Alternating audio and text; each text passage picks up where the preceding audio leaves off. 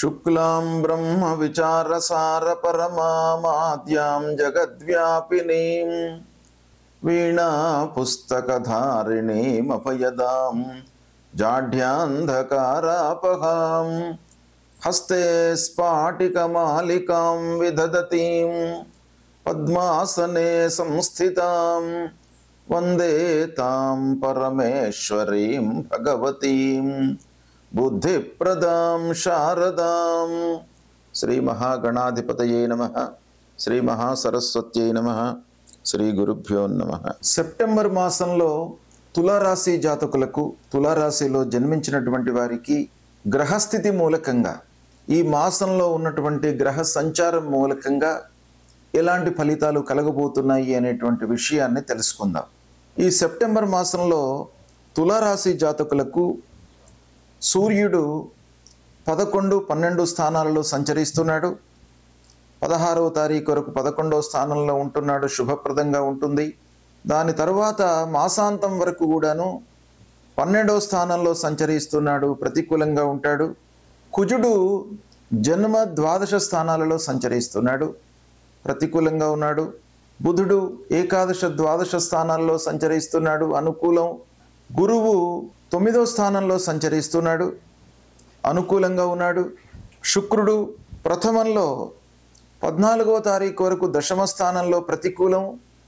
తదనంతరం సింహరాశిలోకి ప్రవేశిస్తున్నాడు గనక ఏకాదశ స్థానంలో శుక్రుడి యొక్క అనుకూలత ఉంటుంది.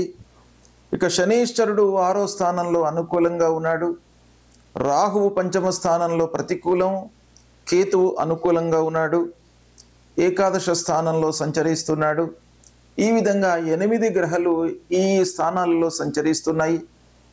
అయితే ఈ సంచారం మూలకంగా తులారాశి జాతకులకు ఎలాంటి ఫలితాలు ఉంటాయి అనేటువంటి విషయాన్ని మనం చూసినట్టయితే, ఓవరాల్గా గ్రహస్థితి ఈ మాసంలో ఈ రాశి జాతకులకు అనుకూలంగా ఉంది. 1, 2 వారాలు బాగా కలిసి వస్తుంది. 3, 4 వారాలు సామాన్యంగా ఉంటాయి. ఖర్చులు పెరిగినప్పటికీ శుభకార్యాలు మీరు చేసేటువంటి అవకాశం బాగా కనబడుతుంది. ఈ మాసంలో శుభకార్యాలు చేయడం కానీ, శుభకార్యాల విషయమై ఒక నిశ్చయమైనటువంటి నిర్ణయానికి రావడం కానీ ఈ మాసంలో జరిగేటువంటి అవకాశాలు బాగా ఉన్నాయి. ఇక వ్యాపారస్తులు వ్యాపార విషయమై పెట్టుబడులు చేస్తారు, లాభదాయకమైనటువంటి వ్యవహారంలో పెట్టుబడులు చేస్తారు. చాలా అనుకూలంగా ఉంది వ్యాపారం. రావాల్సినటువంటి డబ్బు చేతికి అందుతుంది, అనుకూలంగా ఉంటుంది. మీకు సమయానికి డబ్బు రావడం మూలకంగా మీరు కొత్త పనులు చేయాలి అనేటువంటి ఆలోచన ఇంకా దృఢీకరంగా మీరు చేస్తూ ఉంటారు. ఒక నిశ్చయంతో ముందుకు వెళ్ళేటువంటి అవకాశాలు బాగా కనబడుతున్నాయి. ప్రారంభించినటువంటి పనులు నిరాటంకంగా పూర్తి అవుతాయి. జీవన విధానంలో కొంత మార్పులు కనబడుతున్నాయి. అంటే జీవన విధానంలో మార్పులు అనంటే, పూర్వముతో పోల్చినట్టయితే ఈ మాసంలో గ్రహస్థితి మీకు అనుకూలంగా ఉంది. ప్రధానమైనటువంటి గ్రహాలు శని, గురువు, కేతువు, ప్రథమార్థంలో సూర్య భగవానుడు, బుధుడు, ఇలా ముఖ్యమైనటువంటి గ్రహాల యొక్క స్థితి అనుకూలంగా ఉంది. కాబట్టి మీ విధానం లోపల, మీరు చేసేటువంటి పనితనం లోపల చాలా మార్పు వస్తుంది, సంతోషంగా ఉంటారు. ఇక ప్రయాణాల మూలకంగా మట్టుకు కొంత అలసట గోచరిస్తుంది. అనవసరమైనటువంటి ప్రయాణాలను వాయిదా వేసుకోవడం మంచిది. మామూలు కార్యాలను మీకు అనవసరము అని అనుకున్నట్టయితే వాటిని పోస్ట్పోన్ చేసుకోవడం మంచిది. అనవసరమైనటువంటి అలసట, శారీరక శ్రమకు గురి కాకుండా ఉంటారు. ముఖ్యమైనటువంటి పనులు ఎలాగూ మనం చేయవలసినటువంటి స్థితి ఆగత్యం ఏర్పడుతుంది. కాబట్టి మీరు తప్పకుండా అనవసరమైనటువంటి పనులను వాయిదా వేసుకోండి. కార్య సాఫల్యము బాగా గోచరిస్తుంది. మీరు చేపట్టినటువంటి పనుల లోపల 100% సక్సెస్ కనబడుతుంది ఈ మాసంలో. అయితే దాన్ని దృష్టిలో పెట్టుకొని మీరు ఇంకా ప్రణాళికాయుతంగా ప్రారంభించినట్టయితే మీరు అనుకున్న విధంగా, అనుకున్న సమయంలో పనులను పూర్తి చేయగలుగుతారు. లాభదాయకంగా ఉంటుంది. అనుకున్న మోతాదులో మీకు లాభాలు రావడానికి కూడాను చాలా అవకాశాలు ఉంటాయి. వ్యాపారస్తులకు, ఉద్యోగస్తులకు వ్యవహారం చేసేటువంటి వాళ్ళందరికీ కూడాను ఈ మాసం బాగా కలిసి వస్తుంది. ఇక వాహన మూలకంగా కొంత రిపేర్లు అనవసరంగా ముందుకు వచ్చి మిమ్మల్ని కొంత ఇబ్బంది పెట్టేటువంటి అవకాశాలు ఉన్నాయి. కనుక ప్రయాణం చేసేటువంటి సమయంలో ముందుగా వాహనాలను మీరు చూసుకొని అన్ని విధాలుగా పరీక్షించిన తర్వాతనే ప్రయాణాలు చేయడం మంచిది. లేని పక్షంలో అనవసరమైనటువంటి ఇబ్బందులకు, ఆటంకాలకు మీరు గురి అయ్యే అవకాశాలు ఉంటాయి వాహన మూలకంగా. కాబట్టి అది మీరు జాగ్రత్తలు తీసుకోండి. ఇంటికి సంబంధించినటువంటి మరమ్మతులు ముందుకు వస్తాయి, వాటిని చేపడతారు. అనవసరమైనటువంటి ఆలోచనలతో మనశ్శాంతి లేకపోవడం అనేటువంటిది ఒకటి కనబడుతుంది. పనులు పూర్తి అవుతాయి, ఆదాయం బాగా ఉంది, ఇవన్నీ ఉన్నప్పటికీ మనశ్శాంతి లేకపోవడం అనేటువంటిది కొన్ని కారణాల మూలకంగా, ప్రయాణాల మూలకంగానే కానివ్వండి, రిపీటెడ్గా మీరు ఆలోచిస్తున్నటువంటి వ్యవహార ధోరణి మూలకంగా కానివ్వండి, కొంత మనశ్శాంతి కొరబడేటువంటి అవకాశం బాగా కనబడుతుంది. వృధా కాలయాపన గోచరిస్తుంది. దాన్ని మీరు కొంత కట్టడి చేసుకున్నట్టయితే కాలానుగుణంగా మీరు చేయవలసినటువంటి పనులను ఒక పద్ధతి ప్రకారంగా ప్రోగ్రాం వేసుకొని మీరు చేసుకున్నట్టయితే ఇంకా సత్ఫలితాలను పొందేటువంటి అవకాశాలు ఉన్నాయి. ఇక ఉద్యోగ ప్రయత్నంలో ఉన్నటువంటి వారు, చదువు పూర్తయి ఉద్యోగ వేటల్లో ఉన్నటువంటి వారికి ఈ మాసం చాలా అనుకూలమైనటువంటి మాసం. ఉద్యోగం వస్తుంది, ఉద్యోగంలో చేరుతారు, ఆదాయం ప్రారంభమవుతుంది. కొత్త ఉద్యోగంలో చేరడం మూలకంగా మీ కుటుంబ సభ్యులు, దగ్గరి వాళ్ళు అందరూ కూడాను సంతృప్తిగా ఉంటారు. ముందు మీరు సంతృప్తిగా ఉండేటువంటి అవకాశం బాగా ఉంది ఈ మాసంలో. ఇంటి వాతావరణము 3-4 వారాలలో మీకు చాలా కలిసి వస్తుంది, చాలా సపోర్టింగ్గా ఉంటుంది. భార్య, పిల్లలు, కుటుంబ పెద్దలు అందరి యొక్క సహాయ సహకారాలు మీకు ఈ మంత్ ఎండింగ్లో అంటే 3-4 వారాలలో బాగా మీకు కలిసి వస్తుంది. ఇంటికి కావలసినటువంటి వస్తువులను కొనుగోలు చేస్తారు. కళాకారులకు అనుకూలమైనటువంటి సమయం. సంగీత ప్రియులకు, సాహిత్యవేత్తలకు, రచనా వ్యాసంగంలో ఉన్నటువంటి వారికి, పత్రికా రంగంలో ఉన్నటువంటి వారికి, మీడియా రంగంలో ఉన్నటువంటి వారికి, సాఫ్ట్వేర్ రంగంలో ఉన్నటువంటి వారికి, బ్యాంకింగ్ సెక్టార్లో ఉన్నటువంటి వాళ్లకు, వీళ్ళందరికీ కూడాను ప్రధానంగా 3-4 వారాలు ఈ మాసంలో బాగా కలిసి వస్తాయి. వ్యాపారము ఓవరాల్గా సంతృప్తికరంగా కొనసాగుతుంది, లాభదాయకంగా ఉంటుంది, మంచి నిర్ణయాలను తీసుకుంటారు. ఆర్థిక లావాదేవీలు బాగా కొనసాగుతాయి, మంచి ఒప్పందాలు చేసుకుంటారు. కొత్త వ్యాపారము ముఖ్యంగా మీరు చేయాలి అనేటువంటి ఒక దృఢ సంకల్పం ఈ మాసంలో ఏర్పడుతుంది. కోర్టు వ్యవహారాలు అనుకూలిస్తాయి. కొంత మీరు ఆరోగ్యంపై ప్రధానంగా మాసాంతంలో కొంత జాగ్రత్తలు చేయడం మంచిది. కొంత మనస్సు నిలపండి ఆరోగ్యం పైన. పనులు పెరగడం మూలకంగా, భారం పెరగడం మూలకంగా, మీకు హెక్టిక్ వర్క్ మూలకంగా మీరు ఆరోగ్యాన్ని అశ్రద్ధ చేసేటువంటి అవకాశాలు ఉన్నాయి. కాబట్టి మాసాంతంలో ఒక్క పాయింట్ను మీరు దృష్టిలో పెట్టుకోండి, ఆరోగ్యాన్ని మీరు జాగ్రత్తగా చూసుకోండి. మిగతా విషయాలలో ఈ మాసం మీకు అన్ని రకాలుగా కలిసి వస్తుంది. దీన్ని సద్వినియోగపరచుకోండి, శుభ ఫలితాలను పొందుతారు. గ్రహస్థితి ప్రతికూలంగా ఉన్నప్పుడు మనము కొన్ని పరిహారాలను చేసుకోవడము చాలా మంచిది. ఈ పరిహారాలు అనంటే వ్యక్తిగతంగా కొన్ని మనం చేసుకోవడము, కొన్ని కార్యక్రమాలు, జపాలు, హోమాలు, తర్పణాలు ఇవి చేయడము రెండవ విధి. మొదటి కర్తవ్యము మనం చేసుకోవడం చాలా ముఖ్యమైనటువంటిది.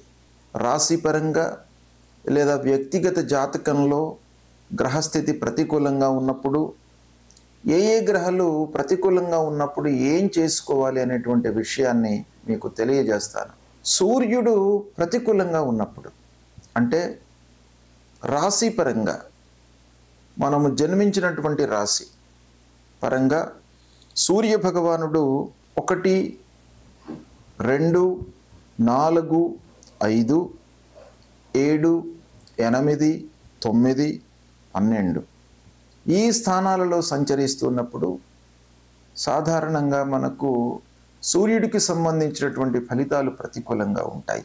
కనుక ఆ సూర్య భగవానుణ్ణి ప్రీతి చేసుకోవడానికి, సూర్యుడి మూలకంగా కలిగేటువంటి ఫలితాలను నిర్వీర్యం కావడానికి, అనుకూలంగా మనం మోల్డ్ చేసుకోవడానికి ఏం చేయాలి? సూర్యుడికి సంబంధించినటువంటి మూలమంత్రాన్ని మీరు నిత్యం పఠించడము, శివాభిషేకం చేయడము. శివుడు ఐశ్వర్యకారకుడు, అన్ని విధాలుగా మనను కాపాడేటువంటి భగవంతుడు. ఆ పరమశివుడు గనక ఆరోగ్యాన్ని ఇచ్చేటువంటి వాడు, ఆయుర్దాయాన్ని ఇచ్చేటువంటి వాడు, ఐశ్వర్యాన్ని ఇచ్చేటువంటి వాడు, అన్ని రకాలుగా మనను కాపాడేటువంటి భగవానుడు ఆ పరమశివుడు గనక ఆ పరమశివుణ్ణి మీరు ప్రతినిత్యము గుడికి వెళ్ళడము, అభిషేకము చేసుకోవడము, బిల్వదళము సమర్పించి ఆ భగవంతుణ్ణి వేడుకోవడము, ఇది ప్రధానంగా మీరు చేసుకోవలసింది. ఎర్రని పూలతో మీరు పూజ చేయండి, సూర్య నమస్కారాలు చేయండి. సూర్య భగవానుడికి అత్యంత ప్రీతికరమైనటువంటిది నమస్కారం. నమస్కార ప్రియో భానుహు అన్నారు. కాబట్టి కేవలము సూర్యుడికి నమస్కారం చేయడం మూలకంగానే మీకు అనుగ్రహాన్ని ఇస్తాడు. అంటే ద్వాదశాదిత్య రూపంలో ఉన్నటువంటి ప్రతి మాసంలో ఒక్కొక్క పేరుతో ఆ సూర్య భగవానుడు మనకు అనుగ్రహాన్ని ఇస్తాడు. కనుక సూర్యుడిని ప్రీతి చేసుకోవడానికై మీరు 12 మార్లు సూర్య నమస్కారం చేయండి. సూర్య నమస్కారం చేసినప్పుడల్లా భూమికి కూడాను నమస్కారం చేసుకోండి. ఇలా సూర్య నమస్కారం చేసుకోవడము, తర్వాత మాణిక్యాన్ని ధరించండి. సూర్యుడు ప్రతికూలంగా ఉన్నప్పుడు కెంపు అంటారు, మాణిక్యం, రూబీ. ఈ రూబీని ధరించినట్టయితే మీకు ఆ సూర్యుడి మూలకంగా కలిగేటువంటి దుష్ప్రభావము తగ్గుతుంది. అంతేకాకుండా జపము, ఆ మూల మంత్రము ఉంటుంది. జపా కుసుమ సంకాశం కాశ్యపేయం మహద్యుతిం తమోరిం సర్వపాపగ్నం ప్రణతోస్మి దివాకరం అనేటువంటి మూల మంత్రాన్ని ప్రతినిత్యం కూడాను చదువుకోండి. సరే, ఇవన్నీ చేయడానికి మనకు సమయం లేదు అని అనుకుంటే కేవలము మీరు స్నానం చేసిన తర్వాత కొద్దిగా ఎండలోకి వచ్చి ఒక 2 నిమిషాలు ఎండలో నిలబడి సూర్య భగవానుడికి నమస్కారం చేసుకోండి. మీకు అన్నీ కూడాను అనుకూలత, అనుగ్రహాన్ని మీకు ఇస్తాడు. కనుక ఈ విధంగా సూర్యుడిని ప్రీతి చేసుకోండి. తర్వాత 2వ గ్రహము అంగారకుడు. అంగారకుడు చాలా విషయాలలో మనకు అనుకూల ప్రతికూలతను ఇస్తూ ఉంటాడు. కనుక అంగారకుడికి కూడాను మనం పరిహారం చేసుకోవడం చాలా ముఖ్యమైన విషయం. అంగారకుడు అనంటే కుజుడు. ఆ కుజుడు ప్రతికూలంగా ఉన్నప్పుడు మనం ఏం చేయాలి? ఏ స్థానాలలో ప్రతికూలతను ఇస్తాడు అనంటే 1, 2, 4, 5, 7, 8, 9, 12 స్థానాలలో సంచరిస్తున్నప్పుడు ప్రతికూలమైనటువంటి ఫలితాలను ఇస్తాడు. అంగారకుడి ప్రీత్యర్థమై మూలమంత్రాన్ని జపించడము, సుబ్రహ్మణ్య స్వామిని ఆరాధించడం. సుబ్రహ్మణ్య స్వామి దేవాలయానికి వెళ్ళండి. సుబ్రహ్మణ్య స్వామి దేవతల యొక్క సైన్యానికి అధిపతి. సుబ్రహ్మణ్య స్వామి చాలా విషయాలకు కారకుడు. కనుక ఆ సుబ్రహ్మణ్య స్వామిని ప్రీతి చేసుకోవడానికై, ఆ కుజ భగవానుని ప్రీతి చేసుకోవడానికై సుబ్రహ్మణ్య స్వామిని వేడుకోండి. సుబ్రహ్మణ్య స్వామి దేవాలయానికి వెళ్ళండి, అభిషేకం చేసుకోండి. మహాకాళి, మహాలక్ష్మి, మహాసరస్వతి అని కూడాను పూజించడం మూలకంగా మీ లోపల ఒక ధైర్య సాహసాలు కలుగుతాయి. తర్వాత కందులను దానంగా ఇవ్వండి, పగడం ధరించండి. ఇవి చేసినట్టయితే అంగారకుడు అంటే కుజుడు మీకు అనుకూలమైనటువంటి ఫలితాలను ఇస్తాడు. ఇక బుధుడు కూడాను చాలా ముఖ్యమైనటువంటి గ్రహం. బుధుడు అనుకూలంగా ఉన్నట్టయితే వ్యాపారము, ఆలోచన విధానము, సమయస్ఫూర్తి, అనుకూలమైనటువంటి నిర్ణయాలు తీసుకోవడము, ఫ్లాష్ ఐడియాస్కి కూడాను మనకు బుధుడు కారకుడు. కాబట్టి బుధుడి యొక్క అనుకూలత చాలా ఉండాలి.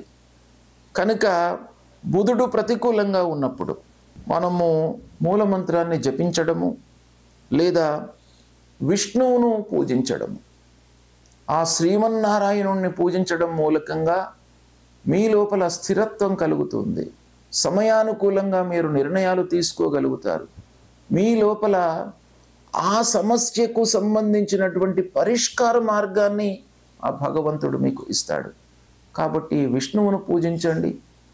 విష్ణు సహస్రనామాలు పఠించండి, పచ్చటి పూలతో పూజించండి, పెసళ్ళు దానం ఇవ్వండి, తర్వాత మూలమంత్రాన్ని నిత్యం కూడాను పఠించండి. ఇవి చేయడం మూలకంగా మీకు బుధుడు అనుకూలిస్తాడు, అనుకూలమైనటువంటి ఫలితాలను ఇస్తాడు.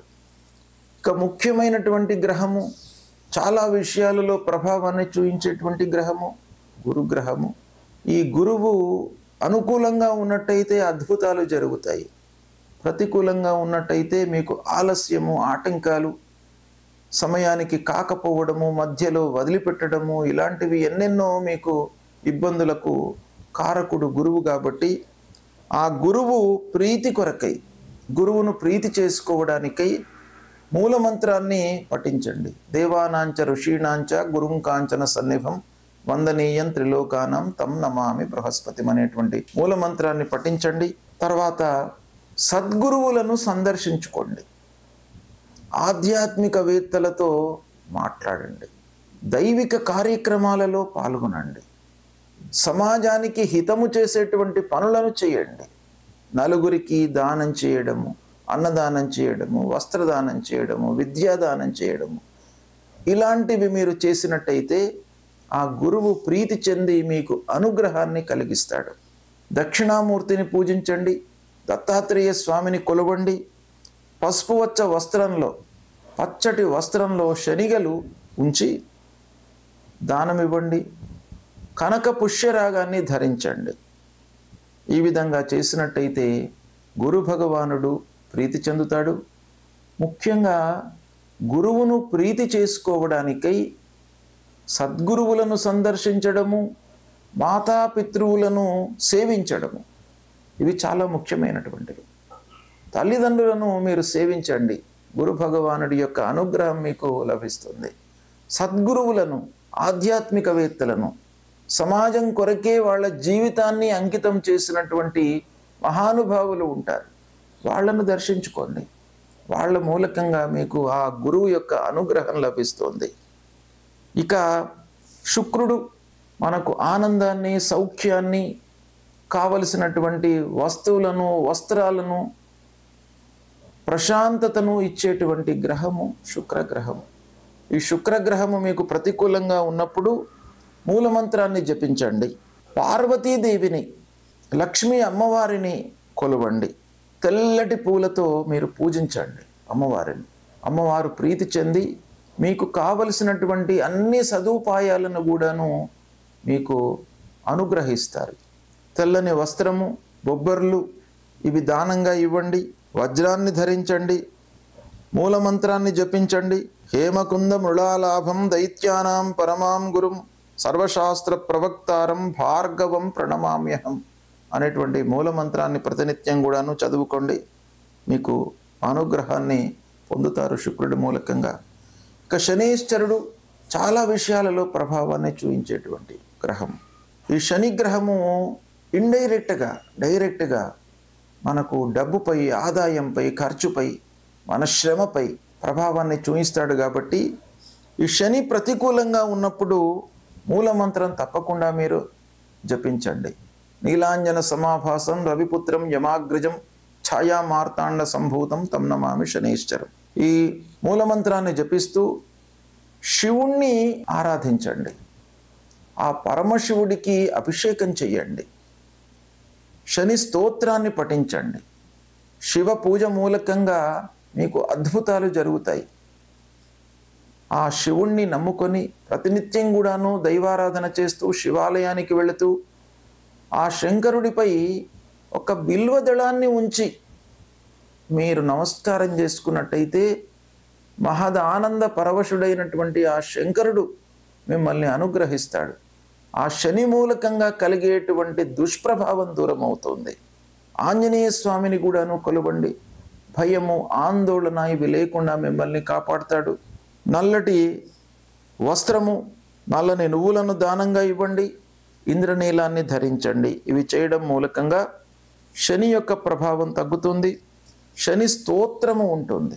రాహువు ప్రతికూలంగా ఉన్నప్పుడు మనము ఏమి చేసుకోవాలి అనేటువంటి విషయాన్ని మనం చూసినట్టయితే, రాహువు గోచార రీత్యా 3, 6, 11 స్థానాలలో శుభ ఫలితాలను ఇస్తాడు. మిగతా అన్ని స్థానాలలోనూ ప్రతికూలమైనటువంటి ఫలితాలు ఇస్తాడు. అంటే రాహువు ఇచ్చేటువంటి ప్రతికూల స్థానాలు 1, 2, 4, 5, 7, 9, 10, 12. ఈ స్థానాలలో రాహువు సంచరిస్తున్నప్పుడు మనకు గోచార రీత్యా ప్రతికూలమైనటువంటి ఫలితాలను ఇస్తాడు గనక రాహు ప్రీత్యర్థమై రాహు యొక్క అనుగ్రహం కొరకై మూలమంత్రాన్ని మనం పఠించడము, జపించడము. రాహు మూలమంత్రం అర్ధకాయం మహావీర్యం చంద్రాదిత్య విమర్ధనం సింహికా గర్భసంభూతం తం రాహుం ప్రణమామ్యహం. ఈ మూలమంత్రాన్ని ప్రతినిత్యం కూడాను జపించడము, దుర్గామాతను పూజించడం. దుర్గాదేవి మహాకాళి, మహాలక్ష్మి, మహాసరస్వతి స్వరూపిణి అయినటువంటి ఆ దుర్గామాతను పూజించడం మూలకంగా కూడాను మనకు రాహు యొక్క ప్రతికూలత తగ్గుతుంది. ఇక మినుములు దానంగా ఇవ్వడం, గోమేధికాన్ని ధరించడము, ఇవి చేసినట్టయితే రాహు మూలకంగా కలిగేటువంటి దుష్ప్రభావము తగ్గి మంచి ఫలితాలను పొందేటువంటి అవకాశము ఉంటుంది. కాబట్టి ఇవి దానము, పారాయణము, జపము, దానము ఇవి ఇవ్వడం మూలకంగా మనకు మంచి జరుగుతుంది కనుక ముందుగా మీరు చేయవలసినటువంటిది అమ్మవారిని ప్రతినిత్యం కూడాను దర్శనం చేసుకోండి. అమ్మవారిని దర్శనం చేసుకున్నట్టయితే దుర్గే స్మృత హరతి భీతిమశేష జంతోహో స్వస్థై స్మృత మతిమతీవ శుభాం దదాతి అని అన్నారు. కాబట్టి దుర్గాదేవిని మీరు దర్శించడం మూలకంగానే మీ లోపల ఉన్నటువంటి భయాలు, ఆందోళనలు, మానసిక వికలత ఇవన్నీ కూడాను దూరమైపోతాయి. కనుక అమ్మవారిని ప్రతినిత్యం కూడాను దర్శించండి, పూజించండి. ఇక కేతువు ప్రతికూలంగా ఉన్నప్పుడు కేతువు కూడాను 1, 2, 4, 5, 7, 9, 10, 12 స్థానాలలో సంచరిస్తున్నప్పుడు ప్రతికూలమైనటువంటి ఫలితాలను ఇస్తాడు. కనుక కేతు ప్రీత్యర్థమై జపము అంటే మూలమంత్ర జపము చేయడము, పలాశ పుష్ప సంకాశం తారక గ్రహమస్తకం రౌద్రం రుద్రాత్మకం ఘోరం తం కేతుం ప్రణమామ్యహం అనేటువంటి మూలమంత్రాన్ని ప్రతినిత్యం కూడాను చదువుకోవడము, గణపతిని పూజించడము. కేతువుకు సంబంధించినటువంటి అధిష్టాన దేవత గణపతి, విఘ్నాధిపతి. మనకు విఘ్నాలు రాకుండా మన జ్ఞానము సన్మార్గంలో ప్రయాణించేటట్టుగా మంచి ఆలోచనలు రావడానికి, సమయ స్ఫూర్తితో మనము నిర్ణయాలు తీసుకోవడానికి గణపతి ఆరాధన అనేటువంటిది చాలా ముఖ్యమైనటువంటిది. ఈ గణపతిని ఆరాధించినట్టయితే, గణపతిని పూజించినట్టయితే మీకు తప్పకుండా ఈ కేతు మూలకంగా కలిగేటువంటి దుష్ప్రభావము తగ్గుతుంది. ఉలవలు దానంగా ఇవ్వండి, వైడూర్యాన్ని ధరించండి. ఇవి చేయలేనటువంటి వాళ్ళు కేతువుకు సంబంధించినటువంటి స్తోత్రం ఉంటుంది. ఆ స్తోత్రము ప్రతినిత్యం కూడాను మీరు పఠించినా కూడాను మీకు కేతువు మూలకంగా కలిగేటువంటి దుష్ప్రభావం దూరమవుతుంది, అనుకూల ఫలితాలు ఉంటాయి. ఈ విధంగా ఈ గ్రహాలకు చెప్పబడినటువంటి పూజలు, దానాదులు, నవరత్నాలు ధరించడము వీటి మూలకంగా మీకు అనుగ్రహం లభిస్తుంది. ముందు దేవత అనుగ్రహం కొరకై దేవాలయానికి వెళ్ళండి, సద్గురువులను దర్శించు